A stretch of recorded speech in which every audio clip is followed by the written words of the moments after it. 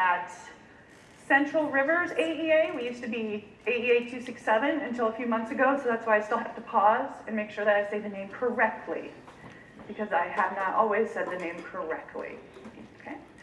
One of the reasons I decided to do this is that a lot of my districts, whether they were PC districts or Mac districts or iPad districts, have started to make that shift to Chromebooks. And a lot of teachers are kind of feeling like, I can't do what I used to be able to do on my, especially those iPad schools. And those really are kind of feeling the hit. So I try to come up with a wide range of tools and a wide, let's say, ability level of tools. I'll give you a little hint. If I say robust, that means I couldn't figure out how to use it very well. Okay, so that's what robust means. I'll go ahead and I'll bring this back up at the end too, if you need that. So there's my contact information. If you need that when you get back to your districts, feel free to email me. Even if I'm not at your AEA, if I can't answer your question or it's a little bit more involved, I will certainly connect you with somebody in your AEA who can work with you. Okay. So first, let's talk a little bit about just why multimedia tools. I used to be a librarian and a media teacher way in my past life. So I really felt that it was important for students to create things. Okay? So again, the 4 C's, the implementation of the core, a lot of the standards and the new school initiatives that are coming out, whether it be STEM, NGSS, a lot of schools are moving to AIW, PBL, even standards-based grading. All of those really lend themselves well to having students create things to share their learning. Another aspect, and you can read these, so I won't read them all, but when it gets to language barriers, I feel that's really important not only for your ELL students, but for your special education students too. Sometimes sometimes there's a time when they need to write things out, but sometimes there's a time when they can focus on the content and their learning and share it in a way that kind of takes some of that pressure off. Okay, so a little bit too about best practice because I can't help myself. Okay. I'm making you wait for the good stuff, but I know that most of you have already gone ahead and looked at the tools.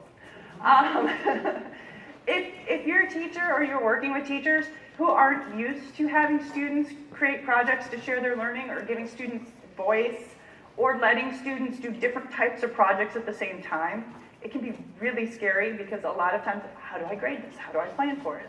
I don't know. How do I grade a student making a video and a student writing a paper at the same time? How do I help those students? Because those are very different things. But the planning process to create is really very similar. And we can talk about that a little bit also. One thing I would say is don't always let them choose the same tool.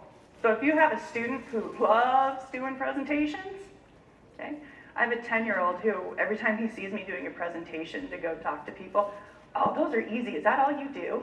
I'm like, okay, yes and no. It is, but it's not.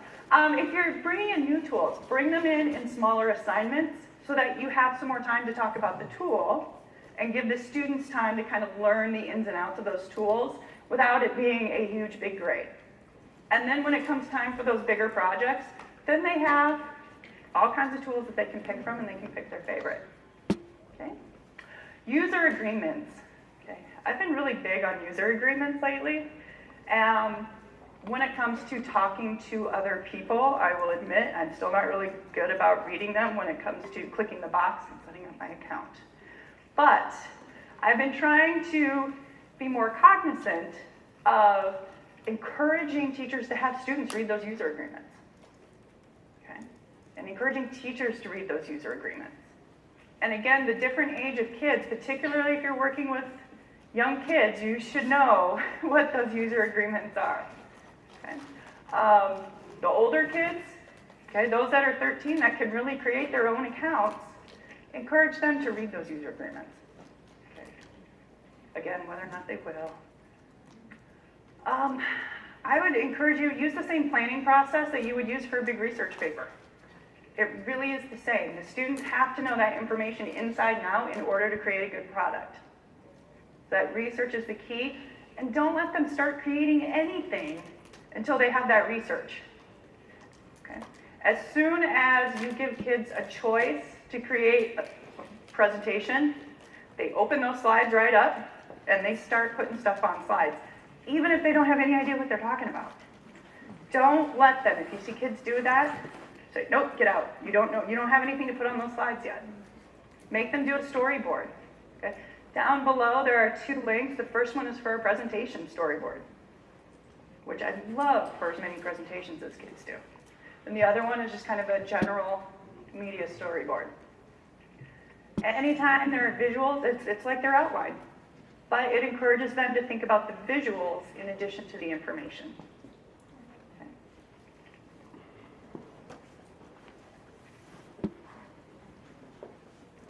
Okay. The visuals are the key. Okay. And having said that, this is probably the only visual I actually have in my presentation, but they're key. Okay. Have that conversation with the kids. Visuals mean things. Okay. Some connected concepts. Digital citizenship. Okay. These are that's the link to the 9 themes of digital citizenship. Those are the ones that typically apply more to these types of projects. That's why there's not all 9 on there. If you've counted and been like, she says 9, but there's not 9. I did not put all 9 in the list. Okay. And then I put some links to some media literacy concepts. If they're creating media, they should understand what's going on behind the choices that they're making. They're probably making choices for a reason, but it's subconsciously at this point. They're probably not aware of those. Okay. Color and symbolism. Very big, very big. Okay, so if you're choosing a red image, why are you choosing an image with a red background? Okay. Typically, that's going to make people take warning. Why does that take warning? Is that what the message you mean to imply? If not, you probably want to pick something else. Okay. And then there's also some language of persuasion in there. So those types of things, it's good to have those conversations with kids so that if they're creating media, they know what it is that they're creating. They know the purpose behind what they're doing. Okay. And publishing. So how they're going to share and who their audience is going to be should dictate some of that design.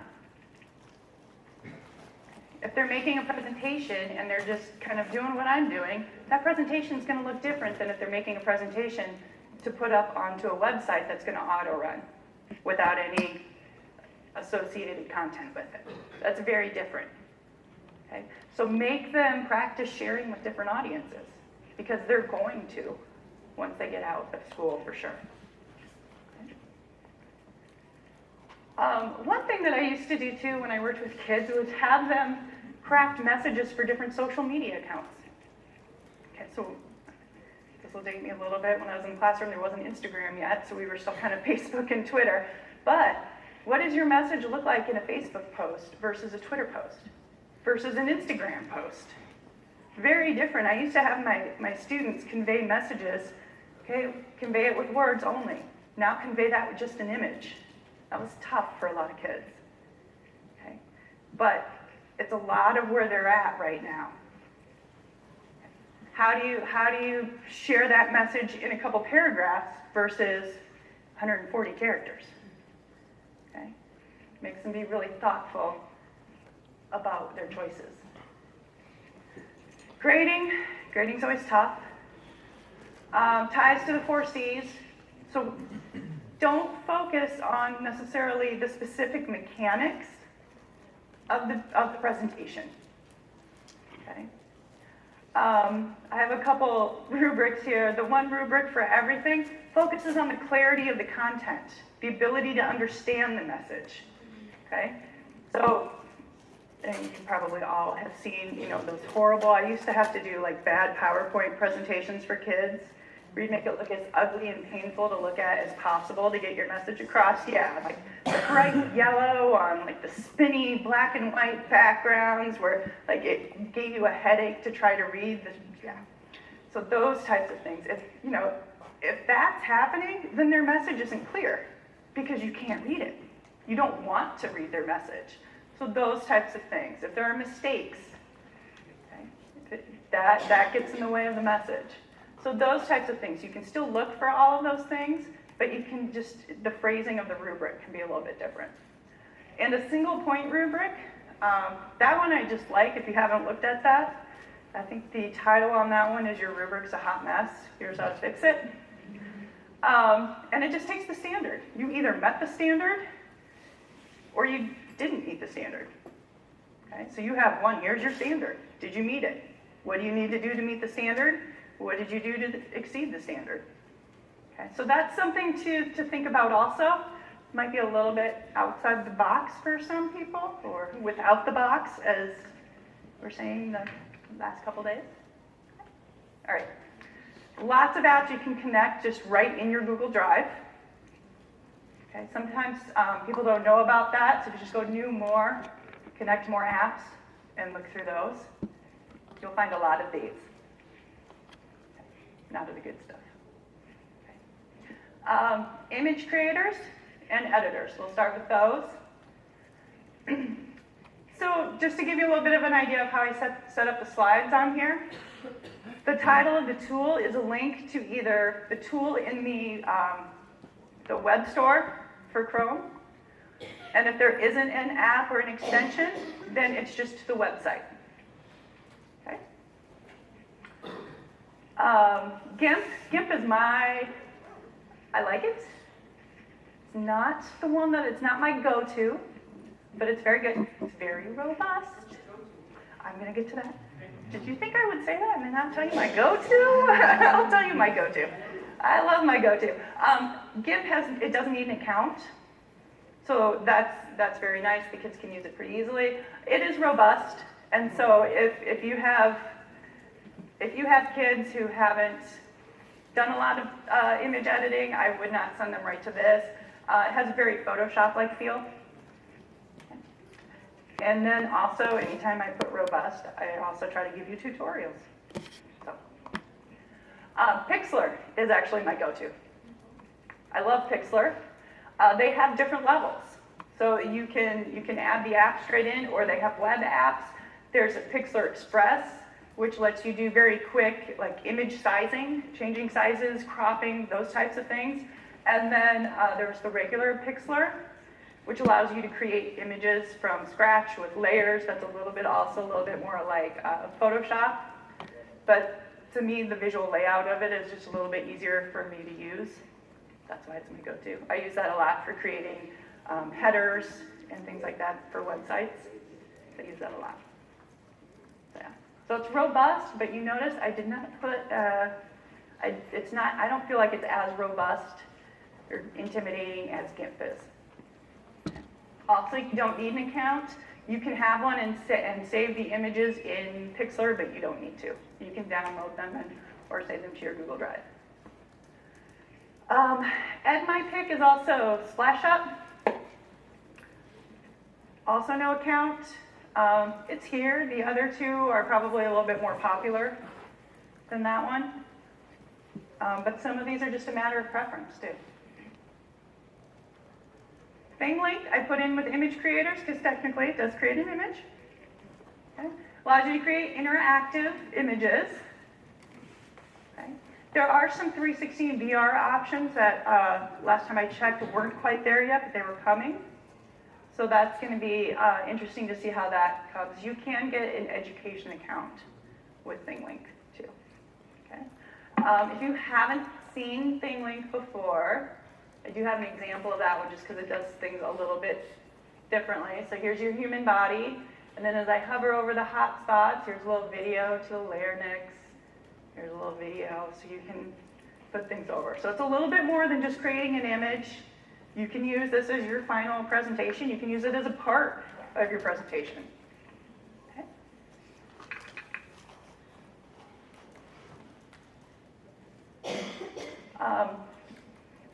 Infographics.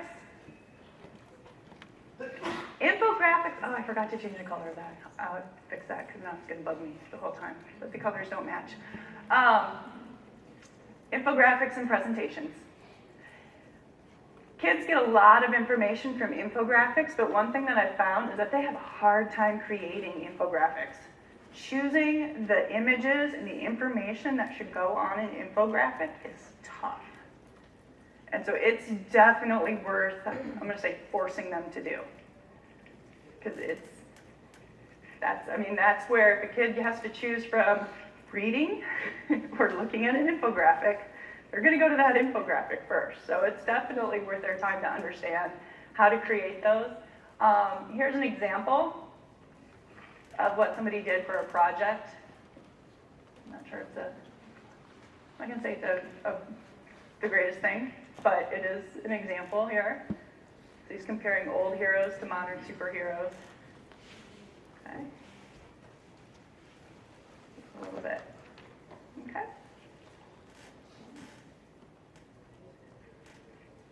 Photojet. Photojet has lots of existing templates, which means the design aspect is really out of the kids' hands. So it's a nice starter for them. It's a nice starter. So they can focus on putting things in, getting some design pointers kind of through osmosis there, and they have great tips and tutorials on there as far as design, layout, those types of things. So if that's not the teacher's comfort in teaching those things, this is a great tool to introduce to them and have them use those tips and tutorials. Because then they can get that information without it being a focused lesson. And it does give lots of options, too, of what the kids can create.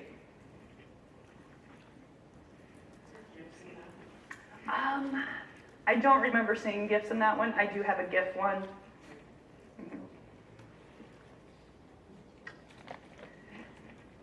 Easily is another infographic creator. It's good. I kind of liked Photojet better just because of all the tips and tutorials that it had for the students.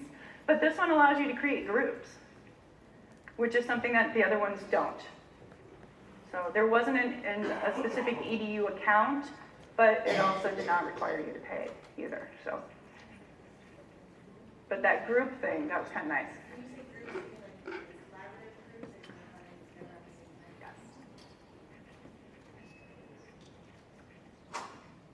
Okay.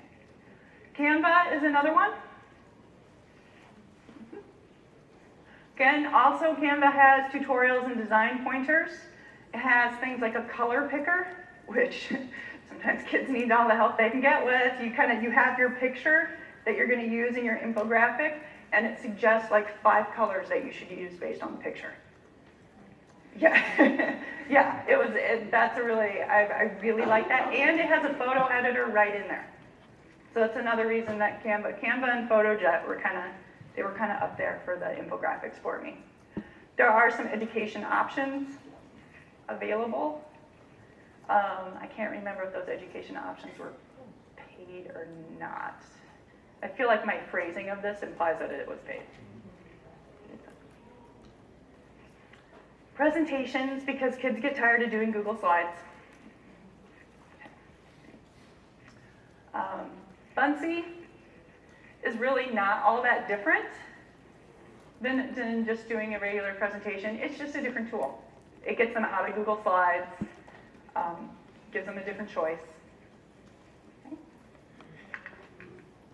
Here's a sample of the cell model. Is that like everybody's big 6th grade or 5th grade science project for their 6th grade? I remember my son having to make a model of a cell. So this is the one that this kid did. And because it's on there, it does autoplay. Okay. So, this one does, because it's not in Google Slides and it is going to run kind of on its own. This can be one of those, all right, you're not going to be up talking about your slides, so what do you need to consider with this? Okay. That's enough of that one. Go back. All right. Visme it's an infographic and presentation creator. It was okay. I'm giving it as an option. And that rousing endorsement of, it was okay. But there is a free education account, and it is a different tool to use. It's a different choice. Okay.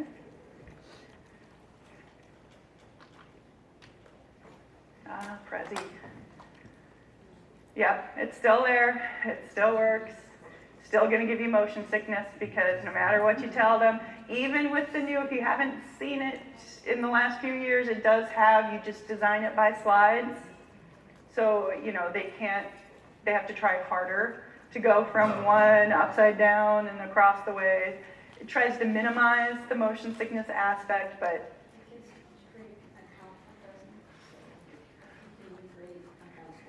you can, I believe through the education plan, you can create them underneath you. Yes. So, is that a pay-for thing? It was not the last time that I checked. And I'm going to put the last time that I checked. Awesome. Okay, thank you. Okay. So, yeah. And it is pretty easy. I think what you do is you set up your regular account and then you ask to be upgraded to an EDU account. And then from there you can set up your students. So, yeah. Trouble with the difference between the desktop version of Prezi and what was on Chromebook? Like the new version of Prezi was problematic on the Chromebook. Oh. But the desktop computer that was connected to the projector, it looks different. It does. Oh, that's okay. That is good to know. That is interesting. Okay. And yeah, maybe that's not a bad lesson for them either. Yep, that's not a bad lesson.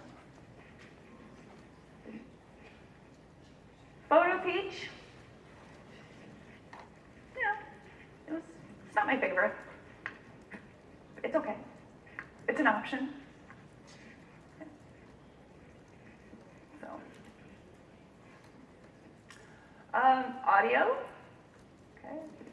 So they can create audio on their Chromebooks, record audio, mash it all together. And there are, you know, in Google Docs, there are add-ons for writing music. Audio tool, I'm gonna say very robust. Because I don't know anything about creating audio, so I was not successful. But, but I'd say for kids who have some experience and are really interested in this, some older kids, this would be the way to go. But I would not suggest this one to a novice. Yeah. Yeah. Yeah. Twisted Wave was easier than the last one. You can get free accounts, just the mono though, no stereo, in just 5 minutes, but really, I would say for most of what we ask kids to do, anything longer than 5 minutes probably needs some editing. This one is nice because you can import from Google Drive and from SoundCloud if you have kids who are using that. And you can record directly into it with Flash.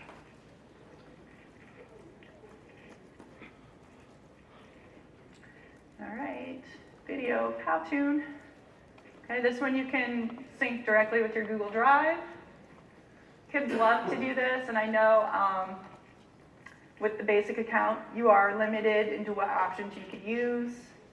But, you know, kids still like to use it. They'll probably use it a few times, and then they'll get frustrated that they don't have more options with it.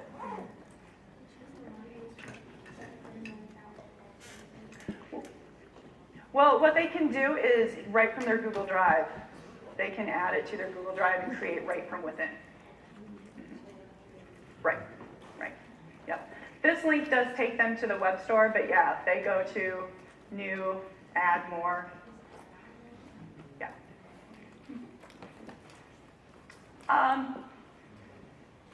This one I included because I knew people were going to want video editing options. Now that the YouTube editor is gone and you have video.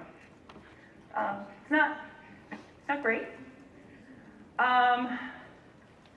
You can only upload, I mean, it's going to be it's going to be challenging with a Chromebook. You can do it with a Chromebook, but it's going to be challenging because you can only upload from the hard drive, which means you're going to have to get those files onto the Chromebook itself. And you're not going to be able to put very many of those files at a time on the Chromebook itself. So, and it's not much of an editor. Okay. But it was an option that was free. So I put it on there for you. Okay. Yeah, pretty much at this point, the only option if you want a more robust editor that's going to do more than trim the size of the clips. Okay. You do get, what that says with that image over it, is you can publish 2 minutes of video a month with a free account, which is not much, I know. 2 minutes. Yeah, not much. Okay. If our schools are going and not want to pay for that, Mm-hmm. they can pay, they Yep. should be able to pay $6 a head for video. It's like Yep. a teeny bitty Christmas tree, you know? Yep. If you're going to put some money into the machines, put some money into the programs that makes these powerful. Right? Yes. Yeah. If you've used video, it's very, very good. Mm-hmm. It is good. Very, very good. Yep. Yep. And kids can collaborate. Yes. That's really nice. Not at the same time. Right.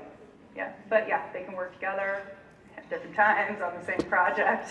But yeah, it is. It's the option now. Yeah. Yeah. The more you buy, the less it is. Yeah. There used to be group pricing provided from AEA online. However, at least with some of the schools that I talked to, I think there was still some resentment about what was once free becoming paid, and nobody was really ready to pay for it. And because there were not enough purchases, there is not that group pricing option anymore. So, yeah, that's kind of where things are with that. Mm-hmm. Yep. The stop motion animator. Talk about something happier again. Stop motion animator for a Chromebook. If you don't have the convertible Chromebooks, it's a little weird to use because you are using that camera there, so you do kind of have to set it up. But it's really easy to use, very easy to use, very easy. Okay, so you do have that option, which I was surprised by and very happy about because kids love to do stop motion. Okay, so, and you can load images into it, which is also nice. Yeah. We tried stop motion and worked out pretty well for stop motion, but we had problems with getting it into something else. Do you have a solution for that, or is it just a stop motion by itself? Oh, I think last time I tried it, I'm trying to remember if I got it into WeVideo to edit. I feel like I thought I did. You weren't successful in that? I'll go back and try it again. Okay. Okay. I'll go back and try it again and see. Maybe I'll do that this afternoon and see if I'm more successful with that. So. Render Forest. It's free with paid options, similar to Powtoon in what you can create. Had a little bit more options. It wasn't as smooth to use as Powtoon is, but it's a different option with more choices. So if they get tired of Powtoon, this might be something to direct them to. You can use their music or upload your own music. The one thing that I try to encourage is that if you're going to have students upload their own music, make them create the music. Because I think, it's, for the most part, for kids, it's pretty easy to do. They have an idea of what they want things to sound like, and it's going to tie back into those digital citizenship concepts where they're not just uploading their favorite song that may or may not serve a good purpose for what the message is that they're trying to get across. Other than, I really like this song, so we're going to listen to it. I'm going to see if the teacher picks up on what the song is about while we all listen to this. I have a 13-year-old, and that's become his new favorite game. So. It does kind of take a while to render. Like, I got tired of waiting for it. And I'll admit, I don't have the longest attention span, but if I was going to compare mine to maybe a middle schooler, I like to think mine's a little longer. Maybe it isn't, but I like to think that it is. Screencastify. Okay. So that's a great option for screen recorders. And it's all tied right there. It's an extension. Works right in there. So very easy to create it, very easy to share it. Okay. And it is the light version that is free. So That's 5 minutes. that's a long time. Yeah, it's a long time. Have you used what YouTube has transitioned to? I have not yet. So they still, I have a student who's playing with it this week, so they still kind of have some of those editable features where they can trim, do something. Okay. Not as robust as what it used to be. That's what I was wondering if it was, I don't know. Okay. Teachers like, that's what, according to their. What they're section transitioning to. said This is what they suggest we use because that's. Yeah, because I think the other one was gone in like September, so recently. So it's nice to know that there is still that at least trimming and, okay, yeah. I feel like if they had hung on for a little bit longer and WeVideo, if they had hung on long enough for WeVideo to go to paid, I think that would really get a lot more use, but. These are things I didn't know where else to put. And to be honest, some of my favorites are in other. The Google Maps stuff, I really like what you can do with these two things. So in just My Maps, you can create a personalized map. And so if you haven't seen these before, here is an interactive Lewis and Clark map. Okay. Basically what they did is they went in and they dropped these pins, and as you click on them, then you get the different text. So it's basically their report presented on a map. Yeah, yeah. So very, very cool. I really like this. Great for social studies. Tour Builder, I meant to click on the sample one. Very similar, but a little bit more robust, I think. And so here's where you click on next, and it's going to take you, here's your image, here's your content, it's going to take you to the place, also on the map, and again, yeah, I believe you can also put videos in here as well. So this is another good option for kids. Oh, I missed there we go. Also going to have a little bit of that motion sickness part when you click on the buttons, but not as much as Resi. Okay.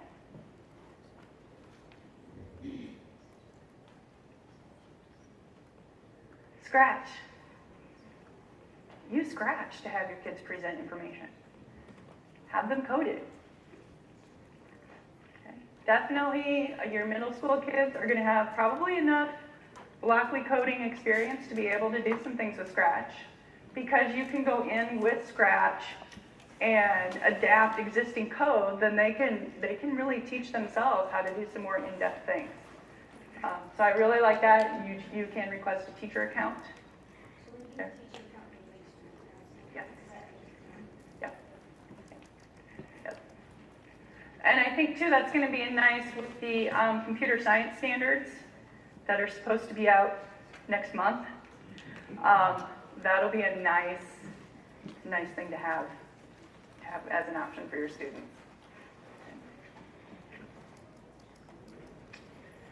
Answergarden. I like Answergarden for all kinds of things.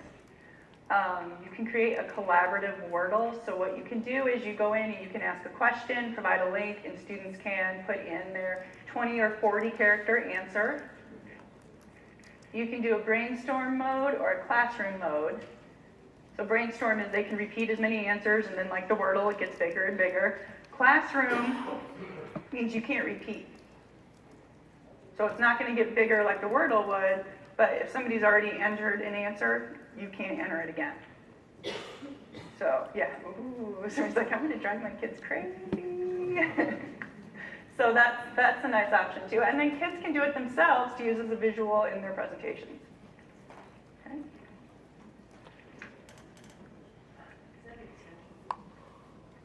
I don't believe it is. I think it's just a website. I'm still a Lino fan. I'll just say that. I still like Lino until Jonathan's back there tomorrow. Yeah. Very similar to Padlet, but it allows you, I feel like it allows you to do more than Padlet. You can color code, so you have more choices of stickies. So one reason I like it is for research. Have their kids put their research on a Lino. They can share it with you. You can create the Lino, share it with the kid. They can post on it. You can see what they're doing. So I remember when I was in the library, the kids, I could always tell when it was research time for various reasons, but also because I was always finding piles of color-coded note cards that the kids would use for their language arts research project. You could do this right here, right on the board. Okay.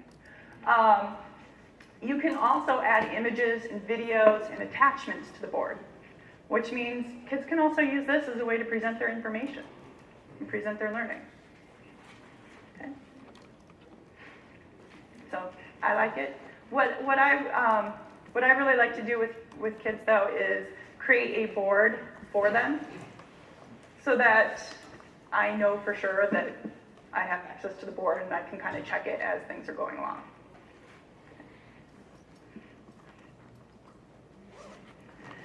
Annotate I put on here just because it's a recordable whiteboard, but really the intent for this was for teachers to create content to share with students.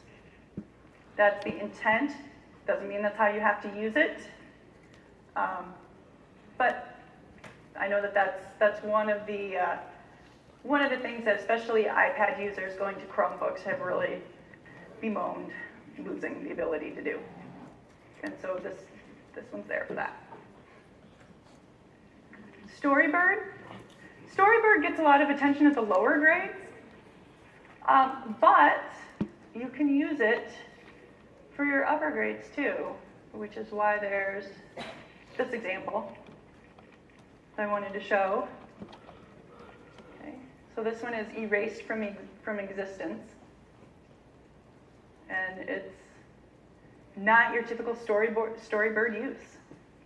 Okay, this is a full-on chapter of a novel that a student wrote. Okay, so even though when you hear Storybird, we tend to think kind of early elementary level, don't limit that thinking. Okay. And because it is Storybird and originally intended, though, for those younger kids, free educator accounts, you can connect it to parent accounts as well. So kind of immediately ups that publishing aspect that parents can see. Okay? And they can illustrate or not illustrate their books, as you saw with that example. Okay. Okay. The timeline software, well, it's not software, it's a tool. But interactive timelines,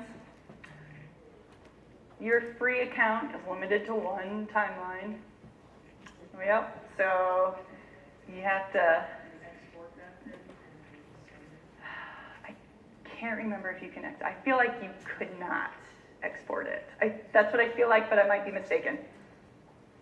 I hope I'm mistaken. Does anybody remember? Okay. You can screenshot it. That'll be a lot of screenshots for the interactive aspect, but yeah, so it's an option. But here's an example with Captain Cook down here. So you have your background image, you have your timeline. And I'm not doing very good finding the stops here. Come on. Let's see. Well, we're going to pretend that we're impressed by this very much. There we go, because I wasn't clicking in the right places. There just wasn't very much happening in the early part of the 1700s, apparently, for Captain Cook. Okay. And so if I want to click more on here, then I can get in and see more.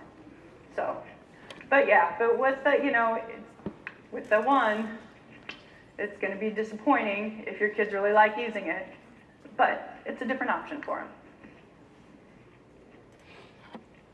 Okay. Here's the GIF creator. No educator accounts, beware of existing content. I'm just going to put that out there. They're GIFs. But I don't recall any. It was really easy to use. And to be honest, this is how your kids are communicating half the time anyway. Okay? Most of the time, I feel like my son tries to only communicate to me in GIFs. So, and then it becomes a nice little personality battle as we try to out-GIF each other. But yeah, so with that, definitely there, it's pretty easy to do. They're gonna love it. It's definitely, again, it's where they're at. Communicate your message in a GIF. What image are you gonna use? Or what video are you gonna use? What text are you going to put on it? What's the text going to look like? What animation is that text going to have to fit the message? So you could definitely ask them to create different messages in those GIFs, because they're going to go for goofy and funny when they first try it out. Okay. Comics. Okay, comic creators. There were a couple options. This one I chose just because you didn't need an account, and you could do it in multiple languages. So your ELL students can very easily create content in their native language, in addition to English. Now, not every ELL student is going to be able to create content in their native language. Okay, your Spanish ELL students are going to be able to create content in their native language pretty easily. Okay. It doesn't save progress, so you need to get your strip done all at once. But they aren't very long, okay? So you could go strip by strip. There were some other ones, but that one I felt was the easiest and had the most character options. Okay? And I did it. I got through them all. Okay? So, good. Okay, good.